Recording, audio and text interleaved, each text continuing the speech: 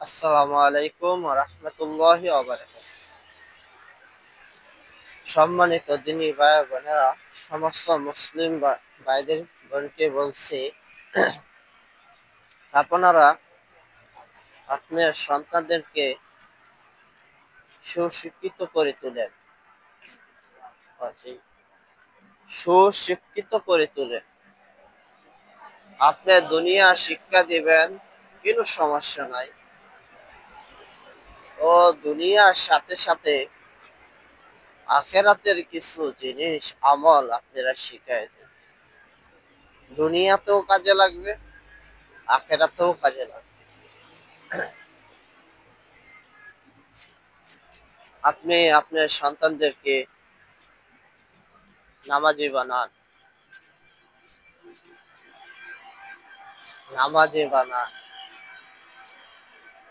বর্তমান জামানায় মেয়েদেরকে 7 বছর অবস্থায় তাদেরকে 5 ওয়াক্ত নামাজ পড়ার হুকুম করেন। তো হাদিসে আছে, শুধু নামাজ না পড়ে তাদেরকে বেতের আঘাত করে ও ভয় দেখান যে তারা 5 ওয়াক্ত নামাজ পড়ে। যখন তাদেরকে ছোট থাকতেই নামাজের শিক্ষা দেওয়া হবে, এখন তারা বড় হলে অবশ্যই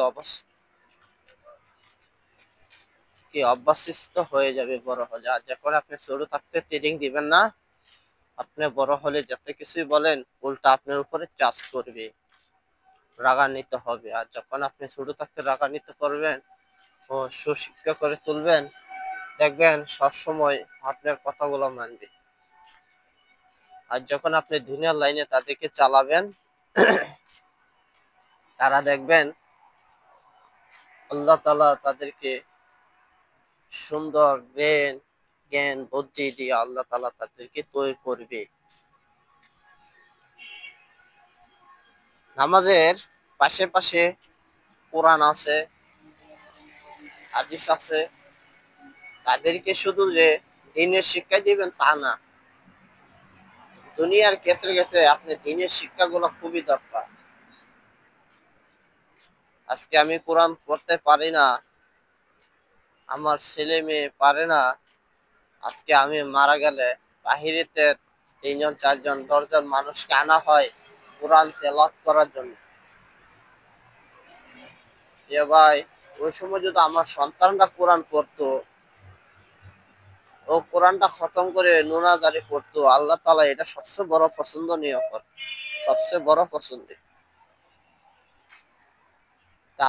আপনি আমি আজকে এটা বুঝতেছি না। যখন আপনি আমি সুশিক্ষিত করে তুলবো, তখন আমরা বুঝতে পারবো এটার ফজিলত কি মরার সাথে সাথে। সকলে ভালো থাকিবেন, সুস্থ থাকিবেন। আল্লাহ হাফেজ। ও যারা আমার এই ভিডিওদেরকে দেখতেছে সকলকে অনেক ধন্যবাদ, সকলকে ধন্যবাদ প্রিয় বন্ধুরা।